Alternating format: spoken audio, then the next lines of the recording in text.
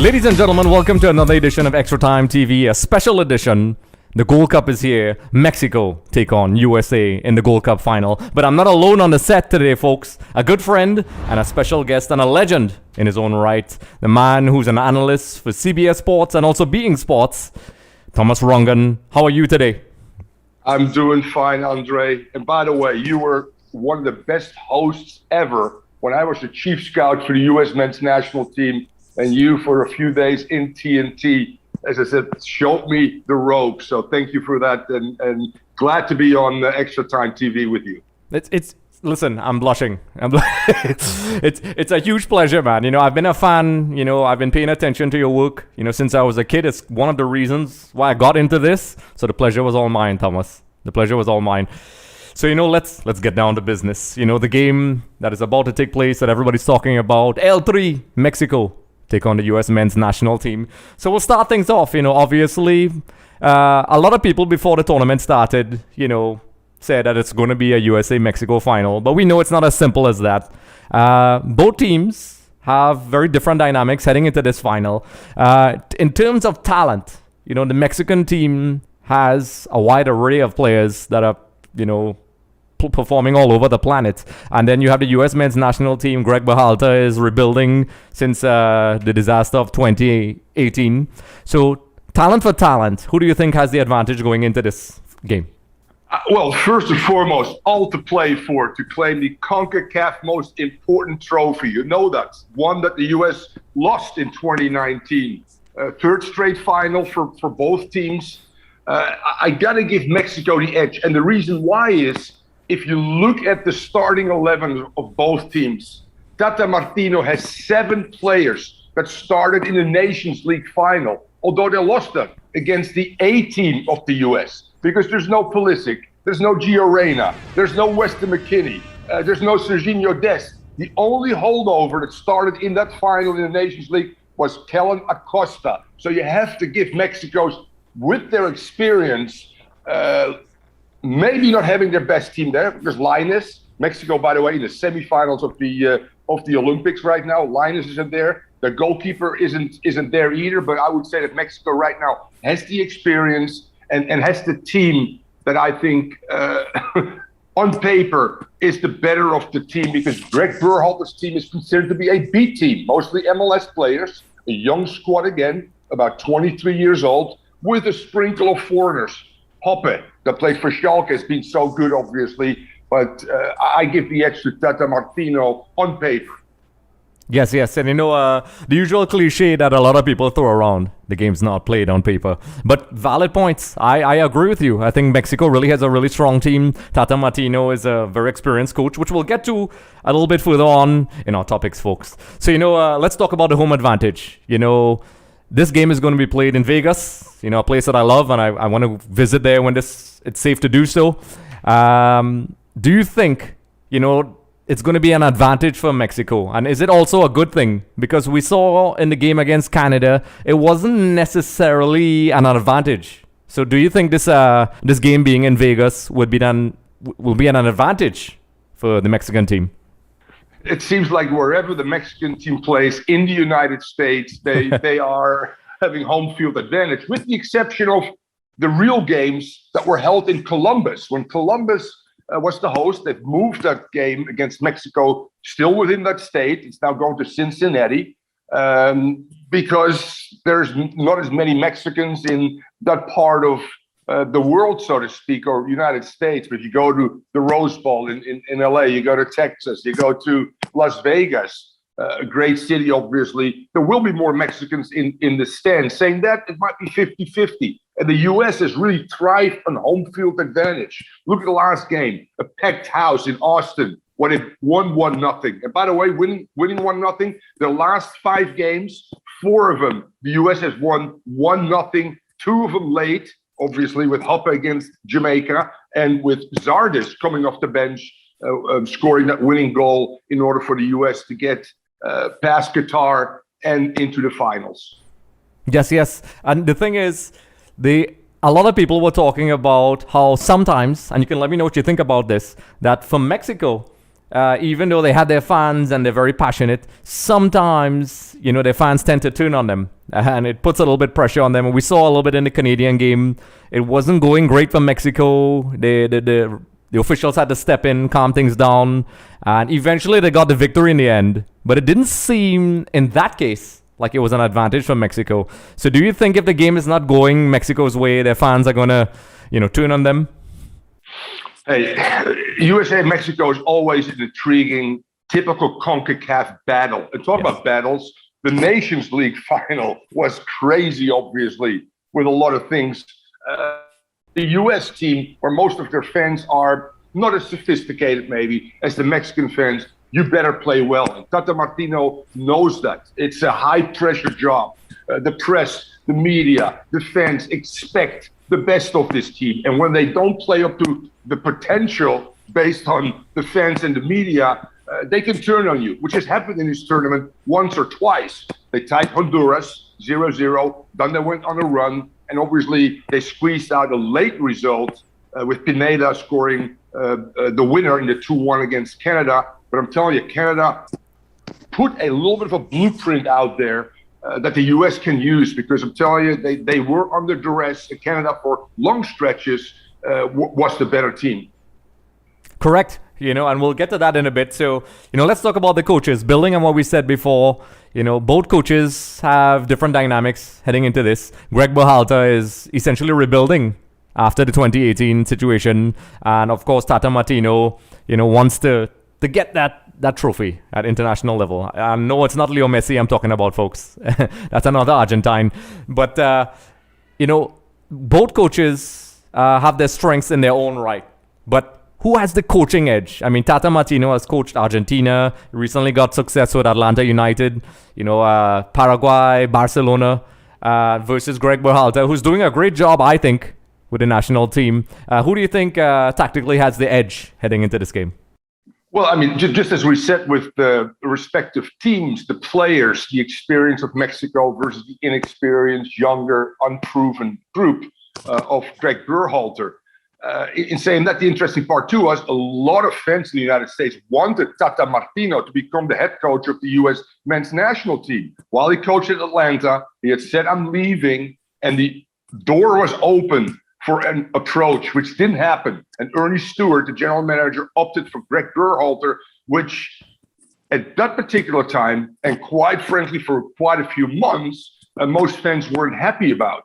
In saying that, Berhalter has proven he can coach. Yes, he got praised after the Nations League win over Mexico, but what he's done since the debacle of 2018, not going to the World Cup, he needed to rebuild the core of players, and he did that. His first choice group isn't here. It's B or C team, but both or all players that he has touched during his cycle that he's been here have bought into what he is selling. They play collectively well. He's flexible in his tactics as well, I mean, it wouldn't surprise me if both teams come out in a 3 backline, so to speak, although he's played 4 as well. Hardness, resilience of this particular group that is a little bit undermatched and needed in CONCACAF is great. So if it's not Reyna, Pulisic, McKennie, Dest, it's DK, it's Hoppe, it's Shaq Moore. Who had heard of Shaq Moore that plays for Levante in the second division in Spain, obviously. You look at Robinson, who started every game, the young kid from Atlanta United. And you look at Sebastian Lletget, you look obviously at DK and Ariola, and you say, you know what? He's found, because qualifying is tough. You get now 3 games in a FIFA window. You need depth. Matt Turner, how good has he been? Giving up only 1 goal, the New England Revolution goalkeeper. So he's got depth now after Zach Steffen, after Ethan Horvath. He's found another center back probably in Robinson. Is DK and Hoppe a combination that could work maybe with Josh Sargent? So from that standpoint, he's identified 4 or 5 players that will help him, maybe even as starters in World Cup qualifying. You're going to Tata Martino, the pressure is there. And yes, he hasn't won the big one, but in terms of experience on an international level, you've got to give Tata Martino again the edge although I say Greg Berhalter, at his age, a young coach, continues to improve. And these games not only help his players, it will help him as well in making the right decisions. Because I'm telling you, his substitutions in every game have made a huge difference. Zardes being one of them, Roldan being the other one in the previous game, setting up Hoppe for the winner late as well. So it's interesting. Experience again versus a young coach. I think that both on the day can rise to the occasion and can put their teams in a situation where they can win. We talked about on paper with Mexico, Tata Martino and Mexico being the better team. But as you said, over 90 minutes, I give the US a good chance to get a W. Yes. And in terms of building on this, let's talk about the formations. You mentioned that sometimes, let's start with Greg Berhalter. I remembered when he first got the job, and one of these videos, I can't remember now, he was mentioning that being a former defender, he likes to set up his offense where they continuously, throw the opposition defense off, positionally and so on. And that was at the beginning. And now fast forward to now, we see that there's some tactical variation. He uses 3 at the back sometimes 4. In the last game against Qatar, which was a pretty exciting game for a neutral like myself, it looked as if, it was 4 at the back. What do you think his formation is going to be in this final? Yeah, this will be a really great chess match between both coaches, obviously. Mexico playing out of a 3-4-3 in most games, played once out of a 4 as well. You look at Alvarez, Moreno, Araujo, Gallardo. They played the 4, but also they can play the 5. Obviously, Dos Santos in midfield is going to be huge. Herrera, who scored the winner against Canada, and that front line of Funes Mori, who's got 3 goals.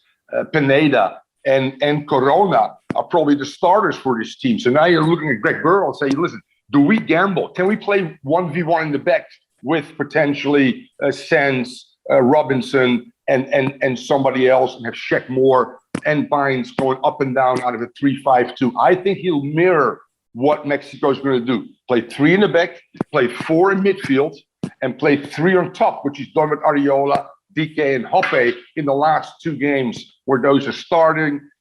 Is Zardes an option off the bench, or has he proven now with his 2nd goal of the tournament? DK's got 2 as well. The leading goal scorers from Mexico we just mentioned, Funes Mori, that plays for Monterrey, and Pineda, that plays for Cruz Azul, both have 3 now. This is a very interesting, great chess match, but both teams, I think, will play out of a 3-4-3, and both teams have difference makers coming off the bench as well. And with 5 substitutions, coaches can alter their system. Coaches can add to something if they're down or up. So this is a very intriguing, great match, and I can't wait to see which one of the 2 coaches makes the right choices regarding the starting 11, and who can adjust within the game or with substitutions to change the course of the game as well. Yes, and Tata Martino has been heavily influenced by one of my favorites, Marcelo Bielsa. So, he likes that high press. Very similar. Even his mannerisms are somewhat similar. Not the same with the crazy walking like Bielsa. So it's important for the US, and you talked about the great point, that little bit of a high press. Mm-hmm. Now, there's not a lot of days between semifinals and finals in terms of rest. Both teams have exhausted 9 or 10 guys that are pretty much the core group as well. Can you go out there and for 90 minutes press? I think they will pick their spots, Mexico. I think they will be a little bit more front foot. And can that back 3 with ease and comfortably move that ball? Or do you need some directness and say, you know what, Daryl DK, here you go. Let's get our lines up. And I think the US wants to make this game a little bit into chaos. Because from a playing standpoint, Mexico is the better team. So now you got to look at can Kellen Acosta get into somebody's face, into Dos Santos' face? Can they throw Mexico off their game a little bit? Can they force Mexico to be ugly so that their fans turn on them, as you said as well? There's so many external factors and subplots that makes this game always a very intriguing matchup. Yes, and for all my FIFA gaming buddies, it's not always about the lineups and tactics. It's about those other things as well, which Thomas brilliantly explained. There's so much external factors in play. And, speaking about that, obviously, some people were asking me about Funes Mori. For my Argentina fans out there, he actually is a twin. There's two brothers. One is actually a defender and one's a striker. So now you know, folks. It's an interesting statistic. Because I got a lot of messages, so I just wanted to mention that. Another interesting one. You know where they started playing? They started playing in Dallas. Mm-hmm. At one point in time, as the chief scout, I tried to pursue both players to get their U.S. citizenships because they had green cards at that time when they both moved to Argentina. And then eventually Funes Mori became the better of the two and ended up in Mexico. But those players, in particular Funes Mori, could have, if he wanted to, could have had 2 or 3 passports where the U.S. could have been important as well. Didn't happen, but interesting to see that they in their formative years, played football in the United States, in Dallas. Yes. A lot of people don't notice. So loads of information, folks. Loads of information. For the Argentine nuts like myself, I know that. But, this is fun. So, let's, we broke down a lot of things. And it's very difficult to summarize all this information. But we'll try our best. Key players of both teams. Who do you think will be the key guys for both teams? You got to look at Funes Mori. I think Funes Mori is a hard matchup in terms of size, strength. He's great in the air. He's got good feet as well. So him against Miles Robinson and Sands from NYCFC, that's a battle right there. Pineda is always in and out of a game. So Sheck Moore at right side, really got to look at them. In midfield, I'm looking at Kellen Acosta against Dos Santos. I think that's a matchup that's really important. If we can win that battle, and I'm not necessarily talking about the possession battle, because I think Mexico will possess the game more than we will as the U.S., because they are better technically. That's a matchup. Dos Santos has been a great engine for them as well. And I think in the back, we can, with our athleticism, with Matthew Halpe, who's got a little bit of a burst to him, Daryl Dike for Orlando City, who was being chased right now. Both Hoppe, by the way, might in a week be in the EPL. Both Everton, Tottenham have showed interest in the Schalke kid that's only 20 years old. Daryl Dike, the 5th overall pick for Orlando, went to England and Barnsley did well, might go still to Europe for 20 million. That's being rumored. So I think they've got certain qualities, especially physically, that could give Moreno, Alvarez, Araujo some problems defensively. And the thing is, heading into this game, a lot of people are talking about injuries and missing players and so on. But I'm going to go back to something we spoke about really quickly. Obviously, Greg Berhalter has, as you said, essentially a B/C team. Mexico has a really powerful team. And I tapped into this before we head into the final verdict, folks. The key stuff, the juicy stuff. Where do you think that Martino not winning those finals and then recently losing the CONCACAF Nations League final is playing on his mind a little bit, because he does look a little bit uneasy at times. Yes, he makes good decisions. Oh, I'm telling you, if he loses this one, it wouldn't surprise me that the media is going to say, hey, we need to make a change here. Losing against the U.S. within a short span in 2 finals, the Nations League, this one still the bigger of the two. If he loses this one, he will be under tremendous duress. If Berhalter loses, most people will say this tournament was still a success. He found 4 players we didn't know about that can help him in his World Cup qualifying. That's the difference of mentality right now in the U.S., where we under-expect a little bit with this team. And whereas Mexico, it doesn't matter who plays for Mexico, you have to perform. And in particular, against the biggest enemy within this region, which is the U.S. And you're absolutely right. If Tata Martino doesn't win this one, he'll be under tremendous duress going into the World Cup qualifiers in September. Yes. And, let's take a look at the form guide. So I'll look at the last 5 games. 2 wins for the U.S., 1 draw, and 2 wins for Mexico. So, as you said, the pressure is definitely on with Martino. And I think the U.S. men's national team are going in there with a lot less pressure. It's a lot of young guys. And it's going to be, at the end of the day, it's like a win-win. If they win, wonderful. If they don't win, it's still a pretty, a lot of progress, as you said. Yep.